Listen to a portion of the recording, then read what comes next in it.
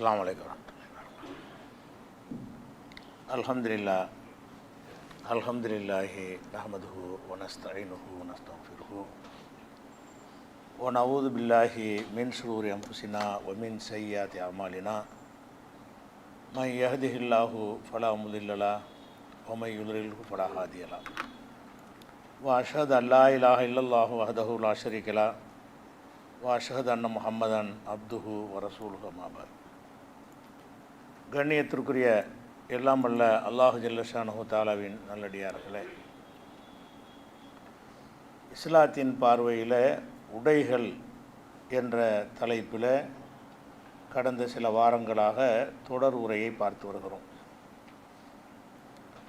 சென்ற வாரம் எந்தெந்த நிறங்களிலெல்லாம் நபிகள் நாயகம் ஸல்லல்லாஹு அலைஹி வஸல்லம் அவர்கள் ஆடைகள் அணிந்திருக்கிறார்கள், அணிவதற்கு அனுமதி கொடுத்திருக்கிறார்கள் என்பதில் ஒரு பகுதியை பார்த்தோம்.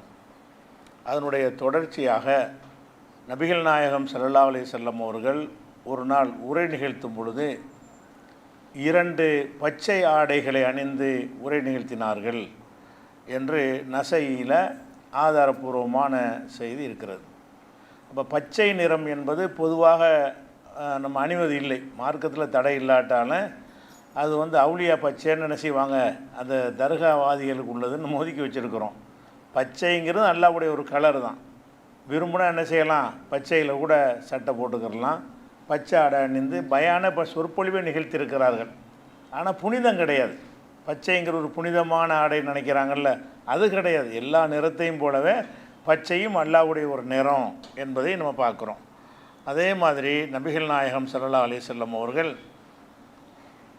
அபூதர் அல் கிஃபாரி அவங்க சொல்கிறாங்க, இது புகாரியில் 5827வது ஹதீஸில் இருக்கிறது. அபூதர் அல் கிஃபாரி அவர்கள் சொல்கிறாங்க, நான் நபிகள் நாயகம் ஸல்லல்லாஹு அலைஹி வஸல்லம் அவர்களை பார்ப்பதற்காக சென்றிருந்தேன். அவங்களே பார்க்க போயிருக்காரு. அதைத்து நபிய ஸல்லல்லாஹு அலைஹி வஸல்லம் அலைஹி சௌபுன் அபியலு ஓஹோ நாயிமுன். ரசூல் ஸல்லல்லாஹு அலைஹி வஸல்லம் அவர்களை நான் பார்க்க வரும் பொழுது அவங்க தூங்கிக்கிட்டு இருக்கிறாங்க. தூங்கிக்கிட்டு இருக்கக்கூடிய நேரத்தில் அலைஹி சௌபுன் அபியலு, வெள்ளை நிற ஆடை அணிந்தவர்களாக தூங்கி கொண்டிருந்தார்கள். இவர் பார்க்க வர்றாரு, பார்க்கல, தூங்குறாங்கன்னு திரும்பி போயிடுறாரு. ஆனால் ரசூல் ஸல்லல்லாஹு அலைஹி வஸல்லம் அவர்கள் எந்த மாதிரி இருந்திருக்கிறாங்கன்னு கேட்டால், வெள்ளை நிற ஆடை அணிந்தவர்களாக தூங்கி கொண்டு, அந்த ஆடை இருக்க போய் தானே தூங்கிட்டு இருக்கிறாங்க. நம்ம காலத்தில் அதிகமான ஆடைகள் இருக்கிறதுனால வெளியில் விடுறதுக்கு ஒரு ஆடை, படுக்கும்போது ஒரு ஆடை, உள்ளாடை பல மாதிரி வச்சுருப்போம். அப்போலாம் ஆடை கிடையாது. எதை தூங்கும்போது போட்டிருக்கிறாங்களோ அதுதான் வெளியும் போட்டுருப்பாங்க. இப்போ நபிகள் நாயகம் ஸல்லல்லாஹு அலைஹி வஸல்லம் அவர்கள் வெள்ளை கலரில் கூட ஆடை அணிந்திருக்கிறார்கள் என்பதை புகாரியில் 5827வது ஹதீஸில் ஒரு சஹாபி பார்த்தேன்னு என்ன செய்கிறாரு, அறிவிக்கிறார். அதை பார்க்குறோம். அதே மாதிரி நபிகள் நாயகம் ஸல்லல்லாஹு அலைஹி வஸல்லம் அவர்கள் சொல்லியிருக்கிறாங்க, வெள்ளை ஆடையை பற்றி மட்டும் கொஞ்சம் புகழ்ந்து சொல்லியிருக்கிறாங்க. பொதுவாக எந்த ஆடையை பற்றியும் ரசூல் ஸல்லல்லாஹு அலைஹி வஸல்லம் அவர்கள் சிறப்பித்து சொல்லலை, அணியலான் இருக்கிறாங்க. ஆனால் என்ன சொன்னாங்கன்னா, நீங்கள் வெள்ளை ஆடை அணியுங்க, ஏனென்றால் அது ரொம்ப தூய்மையானது. அதை இறந்தவர்களுக்கு அதை கஃனாகவும் போடுங்க. இறந்தவர்களுக்கு இந்த வெள்ளை ஆடையில் கஃன் போடுறாங்கல்ல, அது வழக்கப்படி போடுறாங்கன்னு நினச்சிக்கிட்டு இருக்கிறோம். வழக்கப்படியில் மார்க்கத்தில் உள்ளது தான். வெள்ளை ஆடையில் கஃன் போடுவது என்பது நபிகள் நாயகம் ஸல்லல்லாஹு அலைஹி வஸல்லம் அவர்களே நினைஞ்சிருக்கிறாங்க, அதை ஊக்குவிச்சிருக்கிறாங்க. வெள்ளை ஆடை ஏன் சொல்கிறாங்கன்னு கேட்டால், மற்ற ஆடைகளில் அழுக்குகள் படிந்தால் உடனே தெரியாது. ரொம்ப அழுக்காக போனோன்னு தான் நம்ம என்ன செய்வோம், அதை கவனித்து சுத்தப்படுத்துவோம். வெள்ளை ஆடையாக இருந்துச்சு சொன்னால் சின்ன அழுக்கு பட்டாலும் பளிச்சுட்டு நமக்கும் தெரியும், மற்றவங்களுக்கும் தெரிஞ்சிடும், சுட்டி காட்டிடுவாங்க, உடனே சுத்தமாக்கிடுவோம். அந்த தூய்மைப்படுத்துவதற்கு எந்த நிறத்தை விடவும் வெள்ளை நிறம் பொருத்தமானது என்று ரசூல் ஸல்லல்லாஹு அலைஹி வஸல்லம் அவர்கள் அந்த வெள்ளை ஆடையை சிறப்பித்து நினைஞ்சிருக்கிறாங்க, சொல்லியிருக்கிறார்கள். அப்போ வெள்ளை ஆடை ரசூலுல்லாஹ் அணிஞ்சிருக்கிறார்கள் என்பதை நம்ம பார்க்குறோம். அப்போ ஆடைகளை பொறுத்த வரைக்கும், கலரை பொறுத்த வரைக்கும் எல்லா விதமான கலர்களுமே மார்க்கத்தில் அனுமதிக்கப்பட்டது தான் அப்படிங்கிறத பார்க்குறோம். அதே மாதிரி இது இந்த வெள்ளை ஆடை அணியுங்கள்னு சொன்ன ஒரு செய்தி நசைங்கிற நூலில் இடம்பெற்றிருக்கிறது. அது மாதிரி நபிகள் நாயகம் ஸல்லல்லாஹு அலைஹி வஸல்லம் அவர்கள் இந்த காவி நிற ஆடையை தடுத்திருக்கிறாங்க. அவங்க தடுத்ததுன்னு தேடி பார்த்தோம்னு சொன்னால், நிறத்தால் கலருக்காக வேண்டி தடுத்தது என்று சொன்னால் காவி நிறத்தில் உள்ள ஒரு ஆடையை தடுத்திருக்கிறாங்க. அதை அப்துல்லாஹ் இப்னு அம்ர் இப்னு அல் ஆஸ் அவர்கள் சொல்கிறாங்க, நபிகள் நாயகம் ஸல்லல்லாஹு அலைஹி வஸல்லம் அவர்களை நான் பார்க்க செல்லும் பொழுது இரண்டு காவி நிறம்னா மேலையும் கீழையும் ஒரே கலராக போடுவாங்க. 2 காவி நிற ஆடைகளை அணிந்த நிலையில் ரசூல் ஸல்லல்லாஹு அலைஹி வஸல்லம் அவர்களை வந்து என்ன செஞ்சேன், நான் என்னை பார்த்தாங்க. நான் போனேன், 2ம் காவி கலரில் ஆடை அணிந்த நிலையில் நான் போகிறேன். அப்போ ரசூல் ஸல்லல்லாஹு சொல்கிறாங்க, இன்ன ஹாதிஹி மின் சியாபில் குஃபார், இது வந்து இறை மறுப்பாளர்களுக்கு உரிய ஒரு ஆடை. ஃபுலா தல்பஸ்ஹா, இதனை அணியக்கூடாது. காவி ஆடை அணிஞ்சிக்கிட்டு போகிறாரு. இது வந்து முஸ்லீம் கூறிய ஆடை இல்லை. ஆடையில் ஒன்றை வந்து வெறுக்கிறாங்கன்னு சொன்னால் இந்த காவி நிற ஆடையை தான் வெறுக்கிறாங்க. ஃபுலா தல்பஸ்ஹா, எனவே இந்த காவி நிறையில் ஆடை அணியாது என்று அவருக்கு தடுத்தார்கள்ங்கிற ஒரு செய்தி முஸ்லீம்ங்கிற நூலில் இருக்கிறது. அதே மாதிரி இந்த இவர் சம்பந்தப்பட்ட செய்தியை முரண்பட்ட விதத்தில் 2 விதமாக வருகிறது. ஒன்று என்ன வருதுன்னு கேட்டால், இவர் இந்த காவி ஆடையை ரசூலுல்லாஹ் தடுத்த உடனே அவர் என்ன செய்வார்னு கேட்டால், நான் என்ன செய்ய, நான் கழுவிட்டு அணிஞ்சிக்கிறட்டுமா அப்படின்னு அவர் கேட்பார். முஸ்லீமில் வரக்கூடிய ஹதீஸ். அப்போ ரசூலுல்லாஹ் சொல்லுவாங்க, எரிச்சு போடுன்றான், எனக்கு கழுவி அணிகிறது, அது எரிச்சிரு, தீயில போட்டு எரிச்சிரு அப்படின்னு சொன்னதாக. இதே ஒரே சம்பவம் தான், வெவ்வேறு சம்பவமாக இருந்தால் அது ஒரு நாள் அப்படி ஒரு நாள் இப்படின்னு எடுத்துக்கிடலாம். ஒரு சம்பவம் தான். இந்த காவி ஆடை நான் என்ன செய்கிறதுன்னு கேட்கும் பொழுது, நீ வீட்டில் உள்ள பெண்களுக்கு நீ வந்து கொடுத்துரு என்று சொன்னதாகவும் அதே சம்பவம் தான். தீயில போட்டு எரிச்சிருன்னு சொன்னதாகவும் இது 2 விதமாக வருகிறது. அது ஒரே விஷயந்தான். அவர் காவி ஆடையை பார்க்குறாங்க, பார்த்து விட்டு ரசூலுல்லாஹ் என்ன செய்கிறாங்க, நீ இதை என்ன செய்யன்னு அவர் கேட்குறாரு. நான் கழுவி அந்த கழுவுனா போயிடும். அந்த காலத்து மாதிரி பெர்மனண்ட்டு கலராக இருக்காதுல்ல, அந்த காலத்தில் சும்மா சாயம் போட்டிருப்பாங்க, கழுவுனா அந்த சாயம் போயிடும். அப்போ அந்த சாயம் போகிற அளவுக்கு நான் கழுவிட்டு அந்த ஆடை அணியலாமான்னு கேட்குறாங்க. எரிச்சிரு, நெருப்பில் போட்டு அது யூஸே பண்ணாதங்கிறாங்க. அப்போ இது வந்து அந்த அறவே பயன்படுத்தக்கூடாதுங்கிற கருத்தை தருகிறது. அதே நேரத்தில் வந்து இன்னொரு அறிவிப்பு, இதே செய்தியே இன்னொரு சந்தர்ப்பத்தில் அவர் சொன்னதாக வருகிறது, நீ வந்து வீட்டில் உள்ள பெண்களுக்கு நீ பயன்படுத்திக்க, பெண்களுக்கு கொடுக்கலாம்ல அப்படின்னு சொல்லி இவராக நெருப்பில் போட்டு எரித்ததாகவும் அவர் செஞ்சிருக்காத, நீ குடும்பத்துக்கு பயன்படுத்தலாமேன்னு சொன்னதாகவும் வருகிறது. ஒரே செய்தி 2 விதமாக வந்துச்சுன்னு சொன்னால் எது ஏற்றமானதோ நம்ம அதை எடுத்துக்கணும். பொருளை போய் எரிக்க சொல்வது என்பது, யாருக்கும் பயனற்ற முறையில் எரிக்க சொல்லுதல் என்பது அது ரசூலுல்லாஹ் வழிகாட்ட மாட்டாங்க. கழுவுனா போயிடும்னா கழுவு சொல்லிடுவாங்கள்ல. கழுவுனா இப்போ ஹராமானதுன்னா சில பொருள்கள் வந்து என்ன செஞ்சாலும் சுத்தமாகாது. கலர் தானே, ஒரு கலர் வந்து நமக்கு தடுக்கப்பட்டுச்சுன்னு சொன்னால் அந்த கலரை வேறு கலர் மேலே ஏற்றிட்டோம்னா அந்த கலர் போயிட போகுது, நம்முடைய பொருள் வீணாக போகாது. வீணாகிற மாதிரியான ஒரு வழிகாட்டுதல் வந்து ரசூலுல்லாஹ் கொடுக்க மாட்டாங்க. அந்த அடிப்படையில் பார்த்தீங்கன்னா இந்த எரிக்க சொன்னதை விட நீ வந்து பெண்களுக்கு பயன்படுத்திக்க என்று சொல்லுவது வந்து அது சிறந்ததாக இருக்கிறது. அப்படிங்கிற வகையில் பெண்கள் மாத்திரம் அந்த காவி ஆடை அணியலாமே தவிர ஆண்களுக்கு அனுமதி இல்லை. நிறத்தை பொறுத்த வரைக்கும் அது ஒன்றை பார்க்குறோம். அதே மாதிரி வந்து ரசூல் ஸல்லல்லாஹு அலைஹி வஸல்லம் அவர்கள் வந்து மக்காவை ஜெயிக்கிறாங்கல்ல, மக்காவை ஜெயிக்கக்கூடிய நேரத்தில் தலைப்பாகை அணிவாக அரபுகள்கிட்ட ஒரு வழக்கம் இருந்துச்சு. தலைப்பாக கட்டுறது எப்போன்னு கேட்டால், முக்கியமான ஒரு ஃபங்க்ஷனில் முக்கியமான ஒரு இடத்துல மக்களுக்கு காட்சி தரும் பொழுது தலைப்பாகை கட்டியவர்களாக காட்சி தருவது வந்து அரபுகளின் வழக்கம். இஸ்லாத்தில் உள்ள ஒரு வழக்கம் இல்லை. அரபுகளை என்ன செய்வாங்கன்னா, பெரிய பெரிய லீடர்கள் தலைவர்களாக இருந்தாங்கன்னு சொன்னால் ஒரு சபைக்கு வரும்போது ஒரு தலைப்பாக கட்டிட்டு வருவாங்க. அது அரபுகள் அது ஒரு கண்ணியமாக வச்சுருந்தாங்க. ரசூலுல்லாஹ் என்ன செஞ்சாங்க, அதே அடிப்படையில் மக்கா வெற்றியின் போது தலைப்பாக கட்டி இந்த மாதிரி சந்தர்ப்பத்தெல்லாம் கட்டியிருக்கிறாங்க. ஆச்சரியத்துனா எல்லா நேரமும் தலைப்பாக கட்டுறது, இந்த மாதிரி தான் ரசூலுல்லாஹ் தலைப்பாக கட்டியிருப்பாங்க அப்படின்னு நிறைய பேர் வழங்கியிருக்கிறாங்க. இந்த தலைப்பா பற்றி கூட தனியாக இன்னொரு நாளில் இந்த விரிவாக விளக்கிடுவோம். இப்போ என்னன்னு கேட்டால், நபிகள் நாயகம் ஸல்லல்லாஹு அலைஹி வஸல்லம் அவர்கள் மக்கா வெற்றிக்கு நேரத்தில் கருப்பு நிற தலைப்பாகை கட்டி கொண்டு மக்காவில் நுழைஞ்சாங்க. மக்காவை ஜெயிச்சு உள்ளே போகிறாங்கல்ல, போகும்பொழுது அவங்க தலைப்பாயை கட்டியிருந்தாங்க. அந்த ஊர் வழக்கப்படி தலைப்பாக கட்டியிருந்தாங்க. தலைப்பா சுண்ணத்து கிடையாது, அந்த ஊர் வழக்கப்படி, அதாவது பிரமுகர்கள் கட்டுவாங்க என்கிற வழக்கப்படி ரசூல் ஸல்லல்லாஹு அலைஹி வஸல்லம் அவர்கள் கருப்பு நிற தலைப்பாகை கட்டியவர்களாக போனார்கள்ங்கிற ஒரு செய்தி அது வருகிறது. இது வந்து அது கருப்பு நிற தலைப்பாக மக்காவுக்கு போகும்போது கட்டினாங்கன்னா அந்த இஹ்ராம் நேரத்திலலாம் கட்டக்கூடாதுல்ல. இஹ்ராம் நேரத்தில் வந்து தலைப்பாகை அந்த மாதிரி தைக்கப்பட்டதெல்லாம் அணியக்கூடாது. ரசூலுல்லாஹ் வந்து மக்கா வெற்றியில் தான் போனாங்க. மக்கா வெற்றி வந்து ஹஜ்ஜுக்கு உம்ராவுக்கு போனதில்லை. மக்காவை ஜெயிச்சு போகிறாங்கல்ல, அதனால தான் தலைப்பாக கட்டினாங்க. வேறு சந்தர்ப்பத்தில் உம்ராவுக்கு இதுக்கு போயிருந்தால் தலையை மறைக்கவே கூடாதுல்ல, ஓப்பனாக தான் வச்சுருப்பாங்க. அதனால் இது உம்ராவுடைய பயணம் அல்ல, இது மக்கா வெற்றி நேரத்தில் ரசூல் ஸல்லல்லாஹு அலைஹி வஸல்லம் அவர்கள் கருப்பு தலைப்பாயோட நுழைந்தார்கள் அப்படின்ட்டு வருகிறது.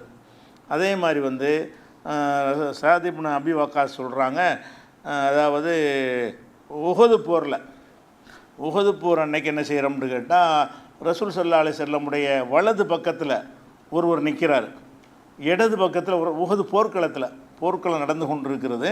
சாது பின் அபி வக்காஸ் சொல்கிறாரு, நபிகள் நாயகம் ஸல்லல்லாஹு அலைஹி வஸல்லம் அவங்களுடைய வலது பக்கம் ஒருவரையும் இடது பக்கம் ஒருவரையும் பார்க்குறேன். அவங்கள நான் பார்த்தது கிடையாது, தெரிஞ்ச ஆளுக்கு கிடையாது, யாரோ ஒரு புதுசாக ஒரு ஆளுக்கு நிற்கிறாங்க. அந்த 2 பேருமே வந்து வெள்ளை ஆடைய அணிந்திருந்தாங்க. அவர்களை நான் முன்பும் பார்த்ததில்லை, பின்பும் பார்த்ததில்லை அப்படின்னு அவர் அறிவிக்கிறார். இது வேறு சில அறிவிப்புகளில் வந்து அது வானவர்கள் இந்த போர்க்களத்தில் உஹதுலாம் நல்லா இறக்குனான்னு வருதில்ல, உஹது போர்க்களத்தில் வந்து வானவர்களை அனுப்பி எல்லாம் என்ன செஞ்சான், வெற்றியை கொடுத்தாண்டு. இப்போ ரசூலுல்லாஹ்வுக்கு பக்கத்தில் மனித தோற்றத்தில் சில வானவர்களை மலக்குமார்களெல்லாம் அனுப்பியிருக்கிறான். அவங்க வெள்ளுடை தரித்து வெள்ளை ஆடை அணிந்தவர்களாக நபிகள் நாயகம் ஸல்லல்லாஹு அலைஹி வஸல்லமுடைய வலப்புறத்திலும் இடப்புறத்தில் நின்றார்கள் அப்படிங்கிற ஒரு செய்தி புகாரியில் 5826வது ஹதீஸில் இருக்கிறது. அதனால் வெள்ளை ஆடைங்கிறதுக்கு மார்க்கத்தில் அனுமதி இருக்கிறது. அதே மாதிரி வந்து நபிகள் நாயகம் ஸல்லல்லாஹு அலைஹி வஸல்லம் அவர்கள் இந்த நிறத்தை பொறுத்த வரைக்கும் எல்லா நிறமும் வந்து விட்டது. இன்னும் சொல்ல போனால் சில புதுசு நிறங்கள்லாம் இருக்கும், நமக்கு சொல்லப்படலை. தடுக்கப்படாத எல்லாமே அனுமதிக்கப்பட்டது தானே. எதெல்லாம் மார்க்கத்தில் தடுக்கப்படலையோ அதுக்கு ஒரு பொதுவான அளவுகோல் மார்க்கத்தில் இருக்குது. வணக்க வழிபாடுகளாக இருந்தால் ரசூல் ஸல்லல்லாஹு அலைஹி வஸல்லம் அவர்கள் நமக்கு அதை சொன்னாங்களான்னு பார்க்கணும். வணக்க வழிபாடு அல்லாத மற்ற விஷயங்களாக இருக்கும்னு சொன்னால் தடுத்தாங்களான்னு பார்க்கணும். தடுத்தா கூடாது, தடுக்கலைன்னு அனுமதின்னு அர்த்தம். அதை செய்ய வேணான்னு தடை இல்லாட்டி நம்ம என்ன விளங்கிக்கிறேன், இந்த கலர் போடாத அந்த கலர் போடாதுன்னு வரலையில் போடலான்னு அர்த்தம். ஏன் அந்த அர்த்தம்னு கேட்டால் அல்லாஹ் குர்ஆனில் சொல்கிறான், ஹுவல்லதி ஹலக்கலக்கும் மாஃபில் இருந்து ஜமியா, பூமியில் உள்ள எல்லாத்தையும் அல்லாஹ் வந்து உங்களுக்காக படைத்திருக்கிறான். பூமியில் உள்ள அனைத்தையுமே அல்லாஹ் என்ன செய்கிறான், உங்களுக்காகவே படைத்திருக்கிறான் என்று குர்ஆனில் இருக்கிற காரணத்தினால நமக்கு எல்லாமே நமக்காக தான் படைக்கப்பட்டிருக்கு, எல்லாம் ஹலால். அப்போ ஹராம் எதை தடுத்தானோ அது ஹராம். அல்லாஹ் வந்து எதை செய்ய வேணான்னு சொன்னாலும் அதுதான் ஹராமே தவிர தடை செய்யாமல் விட்டுட்டான் என்று சொன்னால் ஹலால் தான். அதனால் நிறங்கள் சம்பந்தமாக புது நிறங்கள் வரலாம், ரசூலுல்லாஹ் காலத்தில் இல்லாத நிறங்கள் வரலாம், குறிப்பிடாத நிறங்கள் வரலாம். அதுக்கெல்லாம் என்ன நிலைப்பாடு என்று கேட்டால், எந்த கலருக்கு வந்து தடுக்கப்படலையோ, இதை அணியாதீங்க, இதை தொடாதீங்க அப்படின்னு தடுக்கப்படவில்லையோ அந்த மாதிரியான ஆடைகள் எல்லாமே அனுமதிக்கப்பட்டது தான். அப்போ நிறங்களை கொண்டு என்ன செய்யக்கூடாது, ஆடைகளை வந்து அது நிறங்களை சிறப்பு கற்பிக்கவும் கூடாது, மட்டப்படுத்தவும் கூடாது. இந்த நிறம் கூடும் இந்த நிறம் கூடாது என்று சொல்லக்கூடாது. எல்லா விதமான நிறங்களும் அல்லாஹ் என்ன செய்யறான், நமக்காக படைச்சிருக்கிறான், நமக்காக அலங்காரமாக்கி தந்திருக்கிறான். அப்போ எந்தெந்த நிறங்கள் யார் யாருக்கு விருப்பமாக இருக்கிறதோ அதை அணிந்து கொள்ள வேண்டியது. முக்கியமான சந்தர்ப்பங்களில் வெள்ளை ஆடை அணிந்து கொண்ட சிறந்தது. அது ஒன்றுக்கு தான் சிறப்பித்து சொல்லப்பட்டது இருக்கே தவிர மற்றபடி உள்ள ஆடைகள் அனைத்துமே சமமானது. எந்த ஆடை அணிந்தவரையும் என்ன செய்யக்கூடாது, அவர் என்ன இப்படி அணிஞ்சிருக்காரு இப்படி மினுக்கிக்கிட்டு இருக்காருலாம் சொல்லக்கூடாது. எந்த ஆடை அணிஞ்சிருந்தாலும் அல்லாஹ் அனுமதிச்சதா இல்லையா, அதுக்கு தான் அல்லாஹ் படைச்சிருக்கிறான். அஹ்ரஜல் இபாதிஹி அப்படின்னு ஜீனா, இந்த கவர்ச்சி அல்லாஹ் இறக்கி இருக்கிற அந்த கவர்ச்சியான விஷயங்களை ஹராமாக்குறவன் யார் என்று அல்லாஹ் கேட்குறான். அல்லாஹ் உங்களுக்கு கவர்ச்சிக்காக வேண்டி பல விஷயங்களை இந்த மண்ணுலகில் வச்சுருக்கிறான். அதை நீ எப்படி ஹராமாக்குவேன், நான் தானே ஆக்கியிருக்க தந்திருக்கிறேன் உனக்கு அப்படின்னு ஒரு அல்லாஹ் கேட்குறதுனால ஆடைகள் சம்பந்தமாக அந்த நிறத்தை பொறுத்த வரைக்கும் அப்படி ஒரு விஷயத்தை விளைவிக்கிறேன். அடுத்ததாக வந்து நிறத்தின் அடிப்படை இல்லாமல் இன்னும் சில விஷயங்கள் என்னென்னு கேட்டால், அந்த மெட்டீரியல் எதில் தயாரிக்கப்படுது அப்படிங்கிற விஷயத்தை எடுத்துக்கிட்டிங்கன்னா, ஆடைகள் வந்து பஞ்சில் தயாரிக்கப்படும், அதுதான் நம்ம அணிஞ்சிக்கிட்டு இருக்கிறோம். இலவம் பஞ்சில் தயாரிப்பாங்க, அப்படிப்பட்ட பருத்தி பஞ்சில் என்ன செய்வாங்க தயாரிப்பாங்க. அது மாதிரி பாலியஸ்டர் நவீன காலத்தில் பாலியஸ்டர் நூல்களில் தயாரிக்கிறாங்க. பட்டு இலையில் பட்டில் என்ன செய்கிறாங்க ஆடைகள்லாம் தயாரிக்கிறாங்க. அந்த மெட்டீரியல் அந்த ஆடை வந்து எதுலேருந்து தயாரிக்கப்படுதுன்னு பார்த்தீங்கன்னா அதை பற்றி இஸ்லாம் எந்த ஒரு கட்டுப்பாடும் விதிக்கலை. எதில் தயாரித்த நம்ம மானத்தை மறைக்கிறதுக்கு ஒரு ஆடை. ஆனால் பட்டு ஆடைக்கு மட்டும் கண்டிஷன் போடுகிறது. பட்டில் தயாரிக்கப்பட்ட ஒரு ஆடைக்கு மாத்திரம் ஒரு கண்டிஷன் போடுதே தவிர பட்டை தவிர எந்த மெட்டீரியலாக இருந்தாலும் சரி, ஆரோக்கியத்துக்காக வேண்டி யாராவது வேணான்னு சொன்னால் தவிர்த்துக்கிறங்க. சில ஆடைகள் வந்து சில உடம்புக்கு போடக்கூடாது, அது சொறி உண்டாக்கும் சிரங்கம் உண்டாக்கும், அது மருத்துவ ரீதியான ஒரு காரணம் இருந்தால் அவங்க அதை தவிர்த்துக்கலாம், தனி விஷயம். பொதுவாக எடுத்துக்கிட்டிங்கன்னு சொன்னால் அவர் காட்டனில் ஆடை போட்டாலும் சரி தான், சில்க்கு போட்டாலும் சரி தான், இந்த செயற்கை பட்டு மாங்கல பட்டு மாதிரி இருக்குன்னா பட்டு கிடையாது, அந்த மாதிரியான பட்டுகளாக இருந்தாலும் சரி தான். எந்த ஒரு ஆடையாக இருந்தாலும் அந்த மெட்டீரியல் வந்து எப்படி இருந்தாலும் அதுக்கு தடை இல்லை. இந்த ஜீன்ஸ் முரட்டு துணி இருக்காங்க, ஜீன்ஸில் போட்டுருக்காண்டா, அது ஒரு துணி தானே, அது எல்லாமே அல்லாஹ்வுடைய படைப்பு தானே.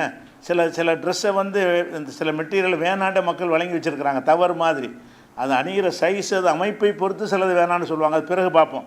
இப்போ நம்ம நிறத்தை பார்த்தோன்னா மூலப்பொருள் எந்த மெட்டீரியலில் அது தயாரிக்கப்படுது என்று பார்த்தீங்க என்று சொன்னால் அது உங்களுக்கு தேவையே கிடையாது.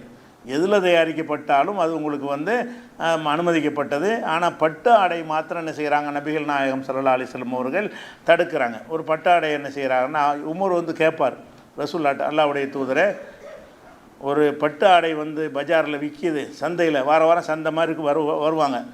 அதில் பல ஊர்கள்லேருந்து பொருள்களை கொண்டாந்து விற்பனை செஞ்சுக்கிட்டு இருப்பாங்க.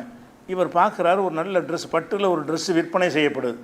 இதை பார்த்தோன்னே என்ன செய்கிறாருன்னு கேட்டால் அதை வாங்கிட்டு வர்றார், ரசூலுல்லாஹ்வுக்காக வாங்கிட்டு வர்றார். இந்த ட்ரெஸ்ஸை வந்து அந்த ஜும்மாவில் உரை நிகழ்த்தும் போது, பெரிய பெரிய தலைவர்களை சந்திக்கும் பொழுது ரசூலுல்லாஹ் அணிஞ்சிக்கிட்டு நல்லா இருக்குமே, ரசூலுல்லாஹ் அணிஞ்சிக்கிட்டு இப்போ பெரிய பெரிய வெளிநாட்டு ஆட்கள்லாம் சந்திக்க வருவாங்க, அவங்களுக்கு ஒரு அந்தஸ்தாக இருக்கட்டுமே அப்படிங்கிறதுக்காக வேண்டி அந்த பட்டாடை என்ன செய்கிறாருன்னா வாங்கிட்டு வந்து ரசூலுல்லாஹ்ட்ட கொடுக்குறாரு. இந்த பட்டாடை நான் எதுக்கு வாங்கிட்டு வந்திருக்கேன்னு கேட்டால், இந்த ஜும்மாக்கள்லையும் பெருமுகர்களை சந்திக்கக்கூடிய நேரத்துலையும் இதை நீ அணிந்து கொண்டால் உங்களுக்கு நல்லா இருக்கும் அப்படின்னு எனக்கு பட்டுச்சு, அதனால் இதை வாங்கிட்டு வந்தேன் அப்படின்னு சொல்லி என்ன செய்வார், அவர் சொல்லுவார். அப்போ ரசூலுல்லாஹ் என்ன செய்வாங்கன்னு கேட்டால், இது வந்து யாருக்கு நசீப் இல்லையோ அவர்கள் தான் இதை அணிவாங்க, மறுமையில் யாருக்கு வந்து நசீப் இல்லையோ நற்பாக்கியம் இல்லையோ அவங்க தான் இதை அணிவாங்க, இதெல்லாம் நான் அணிய மாட்டேன் அப்படின்ட்டு மறுத்துட்டு என்ன செய்வாங்கன்னு கேட்டால் அவருக்கே கொடுத்துருவாங்க.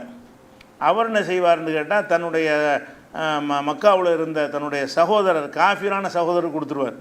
முஸ்லீம் தான் அணியக்கூடாது, முஸ்லீம் தான் அணியக்கூடாதுன்ற வரைக்கும் என்ன செய்வார்னா காஃபிரான தன்னுடைய சகோதரருக்கு உமர் கொடுத்துருவார்னு பார்க்குறோம். அப்போ ரசூல் ஸல்லல்லாஹு அலைஹி வஸல்லம் அவர்கள் அந்த ஆடையை பட்டாடை வாங்கிட்டு வரும் பொழுது இதெல்லாம் நசீப் இல்லாத ஆளுக்கு அணிகிறது என்று ஒரு பக்கம் சொல்லிட்டாங்க.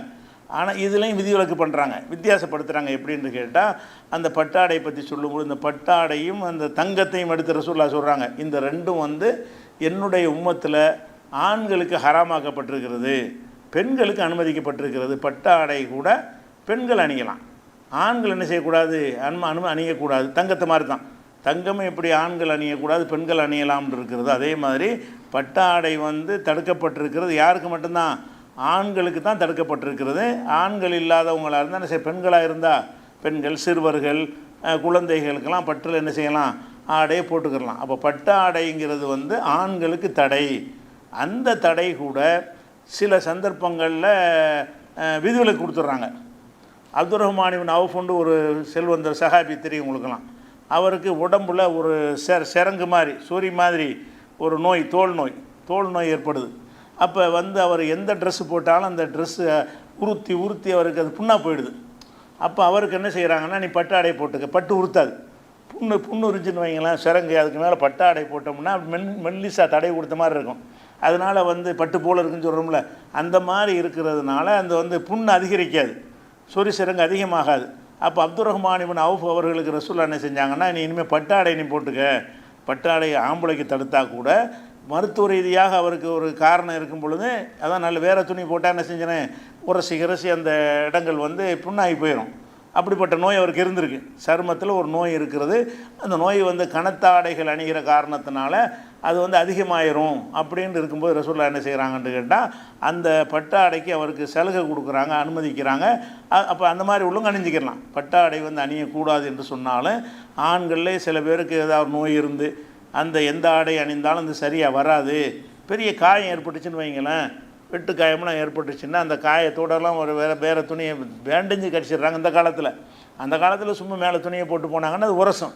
அந்த மாதிரி ஒரு நேரத்தில் இந்த துணியை போட்டுக்கிட்டீங்கன்னா என்ன செய்யாது, உரசாது. உடம்புலாம் வெட்டு காயமாக இருக்குது, பட்டு ஆடையை போத்திக்கிட்டு இருந்தீங்கன்னா அது வந்து உங்களுக்கு உறுத்தாது, வேறு ஆடையை போத்துனீங்கன்னா உறுத்தும். அப்போ அந்த உறுத்தல்ங்கிற ஒரு விஷயம் வரக்கூடிய நேரத்தில் மாத்திரம் பட்டு ஆடையும் கூட நமக்கு என்ன செய்கிறது, அனுமதிக்கப்படுகிறது. ஆண்களுக்கு, பெண்களுக்கு பொதுவாக அனுமதி இருக்கிறது, ஆண்களுக்கு அனுமதிக்கப்பட்டிருக்கு. அப்போ பட்டு ஆடையில் இப்படி ஒரு விஷயம் இருக்குது.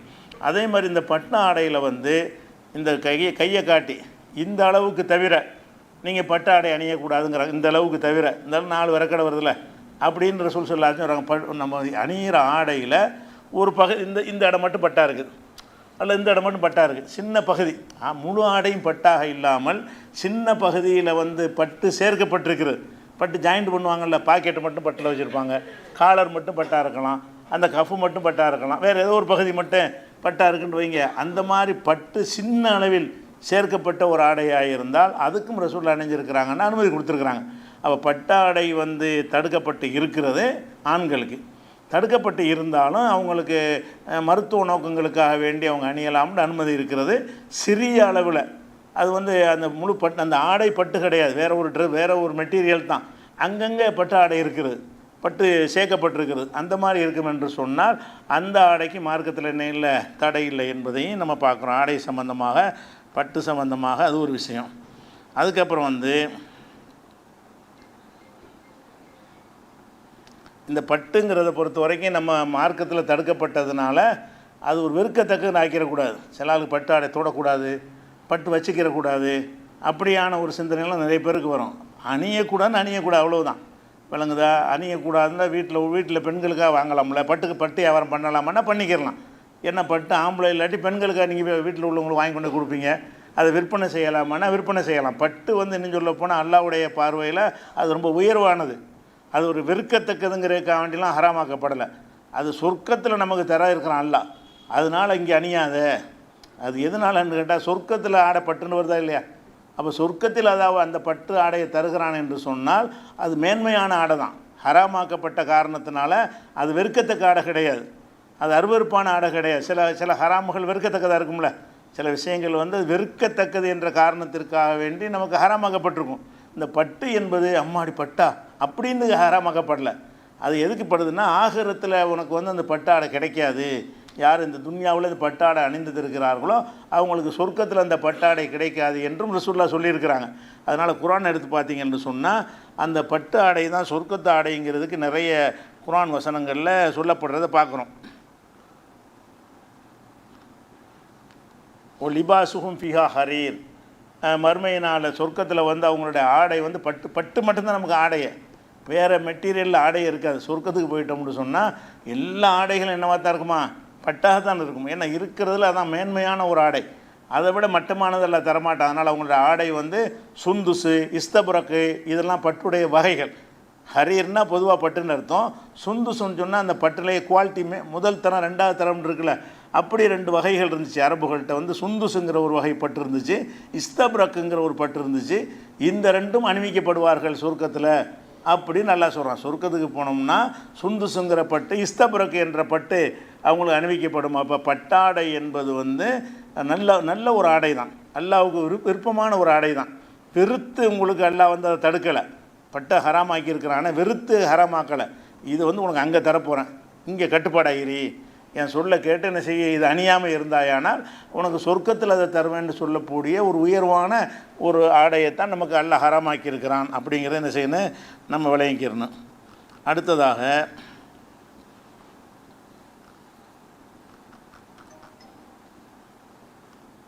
இதெல்லாம் இந்த பட்டுடைய ஆடை.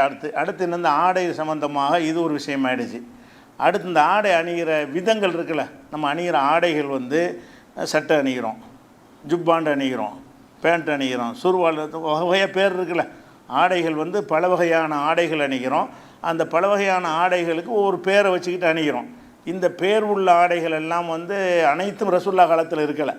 இப்போ இருக்குது இந்த மாதிரி சட்டை ரசூலுல்லாஹ் காலத்தில் இருந்துச்சா, கமிஷனும் வச்சுருந்தாங்க, சட்டை இப்படி இருக்காது. அது அந்த காலத்தில் ஒரு முறைப்பாடி செஞ்சுருப்பாங்க. பார்த்தீங்கன்னா அது சட்டை மாதிரியே தெரியாது. அந்த மாதிரியான ஒரு அடிப்படையில் சில ட்ரெஸ்ஸுகள் இருந்துச்சு. அந்த ட்ரெஸ்ஸுகள் வந்து பல வகையில் இருந்தாலும் அந்த வகைகளெல்லாம் இன்றைக்கி புதுசாக கண்டுபிடிக்கிறான்ல. இப்போ உள்ள பேண்ட், அந்த சுருவால்னு ஒன்று வச்சுருந்தாங்க, அது பேண்ட் மாதிரி இருக்கும். ஆனால் இப்போ பேண்ட்டுன்னு ஒரு வகையான ஒரு ஆடையை என்ன செய்கிறாங்க, பிற்காலத்தில் கண்டுபிடிச்சி நம்ம அணிஞ்சிக்கிட்டு இருக்கிறோம். பேண்ட்டு, இந்த பெருமுடா, அந்த முக்கா டவுசரு, இப்படி பலவிதமான ஆடைகள் நம்ம அணிகிறோம். பெண்களுக்கும் பலவிதமான ஆடைகள் என்ன செய்கிறாங்க, கண்டுபிடிச்சி வச்சுருக்கிறாங்க. இந்த ஆடைகள் வந்து எந்த வடிவத்தில் எந்த மாதிரி வகையில் இருந்தாலும் சரி, அதை கொண்டு அதனால் மார்க்கத்தை தடுக்கப்படாது. சட்டை அணியாத, பேண்ட் அணியாத, ஜுப்பா அணியாத அப்படின்லாம் கிடையாது. அதில் என்னென்னு கேட்டால் சில ஒழுங்கு இருக்குது. அது ஆடைகள் இன்னென்ன மாதிரி இருக்கணும், அந்த கண்டிஷனுக்கு உட்பட்டு இருந்தால் அது எந்த ஆடையும் அணிஞ்சிக்கலாம். அணிகிறது வந்து நீங்கள் பேண்ட் அணிஞ்சாலும் சரி, சட்டை அணிஞ்சாலும் சரி, எது அணிஞ்சாலும் சரி, அதுக்குன்னு சில உடம்புகளை எப்படி அது காட்டணும், எந்த அளவுக்கு அந்த உடம்பை மறைக்கணும் என்பதற்குரிய கண்டிஷனை தனியாக இருக்குது. அந்த கண்டிஷனுக்கு உட்பட்டு இருக்குமே என்று சொன்னால் எந்த விதமான ஆடை அணிவதற்கு மார்க்கத்தில் என்ன இல்லை, தடையே கிடையாது. இப்போ நம்ம சமூகத்தில் பரவலாக உள்ள ஒரு விஷயத்தை எடுத்துக்கிட்டிங்கன்னா என்ன செய்வாங்கன்னா, அரக்கை சட்டை அணியக்கூடாதும்பாங்க. நம்ம சமுதாய மக்களில் அஜரத் மாதிரிலாம் என்ன செய்வாங்க, குறைஞ்சபட்சம் தொழுவும் போதாவது அணியக்கூடாதும்பாங்க. நீங்கள் அரக்கை சட்டை போட்டுட்டு தொழுவக்கூடாது, அரக்கை சட்டை போட்டுட்டு நீங்கள் பொதுவாக நடமாடக்கூடாது, ஃபுல் ஹேண்டு சட்டை தான் போடணும் அப்படிங்கிற மாதிரியான ஒரு அந்த அரக்கை சட்டைங்கிறது வெறுக்கத்தக்கமாக ஆக்குறாங்க. ஆனால் அப்படி ரசூல்லா காலத்தில் இருந்துச்சு வெறுக்கத்தக்கதாக ஏதாவது ரசூல்லா சொல்லியிருக்கிறாங்களான்னா கிடையாது.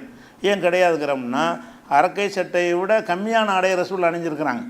ஒரு துணியை தான் ஆடையை போத்திருக்கிறாங்க. இப்படி துணி எடுத்து இப்படி போட்டுருவாங்க, இந்த பக்கத்தை எடுத்து இப்படி போட்டுருவாங்க, முத்த கையும் வெளியே தெரியும். அரக்கை சட்டையில் அரக்கை மறைஞ்சிருதுல, அரக்கை சட்டை போட்டிங்கன்னா இவ்வளவுக்கு மறைஞ்சிருது. ஆனால் ரசூல்லா போட்ட இந்த ட்ரெஸ் எப்படி இருந்தது என்று சொன்னால், முழுமையான கைகளும் மறைக்கப்படாமல் இருக்கும். ஒரு பெரிய போர்வமாக எடுப்பாங்க, இந்த பின்பக்கம் வச்சு இந்த முனையத்துக்கு இப்படி போட்டுருவாங்க, இந்த முனையத்துக்கு இப்படி போட்டுருவாங்க. அப்படி போட்டாங்கன்னா முழு கை என்ன செய்யும், வெளியே இருக்கும். இப்போ கையை தூக்குனான்னா அக்குள்ளாம் தெரியும். கையை தூக்குனார்கள்னால் சஜிதாவில் அல்லது சும்மா உரை நிகழ்த்தும் போது கையை தூக்குனாங்கன்னு சொன்னால் அக்குள்ளாம் முழு கையுமே தெரியும். அப்போ முழு கை தெரிகிற அளவுக்கு ரசூல்லா ஒரு ஆடை அணிஞ்சிருக்கும் பொழுது அரக்கை சட்டக்கூடாது, முண்டா பணியக்கூடாது அப்படிங்கிற மாதிரிலாம் என்ன செய்கிறாங்க, பலவிதமான ஒரு சட்டங்களை உண்டாக்கி வச்சுருக்கிறாங்க. இதெல்லாம் மார்க்கத்தில் இல்லாது. எந்த மாதிரி சட்டை வேண்டாலும் நீங்கள் போட்டுக்கிறங்க. ஆனால் என்னென்ன மாதிரி இருக்குன்னு ஒரு கண்டிஷன். என்ன தொழுகைக்கு என்ன இருக்குன்னு கேட்டால், தோல் பூஜம் மறைக்காமல் ஒரு ஆம்பளை என்ன செய்யக்கூடாது, நீங்கள் தொழுவக்கூடாது, தோல் பூஜை மறையணும். இந்த தோல் பூஜத்தை மறைக்கிற அளவுக்கு என்ன செய்யணும், ஆடை இந்த ஒரு டிஷர்ட் போட்டால் கூட தோல் பூஜை மறையத்தானே செய்யும், அரக்கை சட்டை போட்டாலும் மறையத்தான் செய்யும். அப்போ தோல் பூஜம் மறையும் அளவுக்கு நீங்கள் ஆடை போட்டால் போதும்னு இருக்கே தவிர, அது அரக்கை சட்டைங்கிறது தடுக்கப்பட்டது கிடையாது. எந்த ட்ரெஸ்ஸும் தடுக்கப்பட்டது கிடையாது. அதே மாதிரி என்ன செய்கிறாங்கன்னா, அந்த ஆடையுடைய சில வடிவங்களை சுண்ணத்துங்கிற பேரில் மக்கள் அறிஞ்சு வச்சுருக்கிறாங்க. ஆடை ஜுப்பாண்டா சுண்ணத்து, ஜுப்பா போடுற சுண்ணத்தான ஆடை போட்டிருக்காருமாங்க. ஜுப்பா போடுறாங்களே, அஜத் மாதிரிலாம் போடுறாங்களே, அந்த ஜுப்பாங்கிற ஒரு ஆடை என்ன செய்கிறாங்கன்னா, அது சுண்ணத்தான ஒரு ஆடை. நீங்கள் சாதாரண மக்களுக்கு உள்ள ஆடை வேறு, அஜர்த்துமாருக்கு உள்ள ஆடை வேறு இருக்கிறது. அவங்க அணிகிறது ரசூல்லா போட்ட சுண்ணத்தான ஆடைன்னு நினைக்கிறாங்க, சொல்கிறாங்க. ஆனால் இந்த ஜுப்பாங்கிற வார்த்தை இருக்குல்ல, ஜுப்பாங்கிறது அது அரபு மொழியில் ஜுப்பாவுக்கு அர்த்தம் வேறு, இந்தியில் உருதுவில் ஜுப்பாவுக்கு அர்த்தம் வேறு. உருதுவில் ஜுப்பாண்டா இந்த இதான் உருது ஜுப்பா. இந்த உருது மொழியில் ஜுப்பா எது இப்படி போடுறாங்களே, அது முழங்கால் கீழே வரைக்கும் போடுற சட்டை போடுறாங்கல்ல, இந்த சட்டையை தான் ஜுப்பான்னு சொல்லி உருது மொழிக்காரங்க சொல்லுவாங்க. அரபு மொழியில் ஜுப்பாண்டா என்னன்னு கேட்டால், இறுக்கமான சொற்று இருக்குல்ல, குளிருக்கு அணிகிற ஆடை, இறுக்கமான குளிருக்கு அணிகிற ஆடைக்கு பேர் தான் ஜுப்பா. இப்போ ரசூல்லா ஜுப்பா போட்டாங்கன்னு ஹதீஸ் இருக்கேன். இவன் என்ன செய்வான், ஜுப்பாண்டவனை அரபி ஜுப்பாவுக்கு உருது ஜுப்பாவோட அர்த்தம் செஞ்சிருவான். அரபியில் ஜுப்பாண்டு வந்துச்சுன்னா அந்த ஜுப்பாண்டை எதுக்கு சொல்லுவாங்க அரபுகள்னு கேட்டால், குளிருக்காக வேண்டி சொற்று போடுவோம்ல, தோளால் செய்யப்பட்ட ஒரு இறுக்கமான ஒரு ஆடை. அந்த இறுக்கமான ஒரு ஆடையை அணிந்துக்கிட்டு இருந்தார்னா ஜுப்பா போட்டிருக்காரு. ரசூல்லா கடை என்ன செய்வாங்கன்னா, ஒரு ஜுப்பா போட்டு ஒழு செஞ்சார்கள், இறுக்கமாக இருந்ததால் கையை வெளியே எடுக்க முடியலன்ட்டு அந்த ஹதீஸில் வரும். இறுக்கமாக இருந்த காரணத்தினால கையை வெளியே எடுக்க ரொம்ப சிரமப்பட்டார்கள் அப்படிங்கிற அளவுக்கு ஷாம் நாட்டில் சிரியாவில் தயாரிக்கப்பட்ட ஜுப்பாவை ரசூல்லா அணிந்தார்கள்லாம் வருது. ஆனால் அந்த ஜுப்பாவும் என்ன சுண்ணத்தில் வராது. ஆனால் இவங்க என்ன செய்கிறாங்கன்னா, ஜுப்பாவுக்கு அர்த்தத்தை மாற்றி இந்த ஆடையை இவன் உருதுக்காரன் ஜுப்பாங்கிறான்ல, இந்த ஆடையை கொண்டாந்து இதைத்தான் ரசூல்லா அணிஞ்சாங்கன்னு சொல்லி அதை சுண்ணத்துண்டாக்கி அது சிறப்புண்டாக்குறாங்கல்ல, அதுக்கு எந்த ஒரு ஆதாரமும் கிடையாது. இந்த ஆடை சம்பந்தமான இன்னும் கூடுதல் விவரங்களை இன்ஷா அல்லாஹ் நம்ம அடுத்தடுத்த வாரங்களில் பார்க்கலாம்.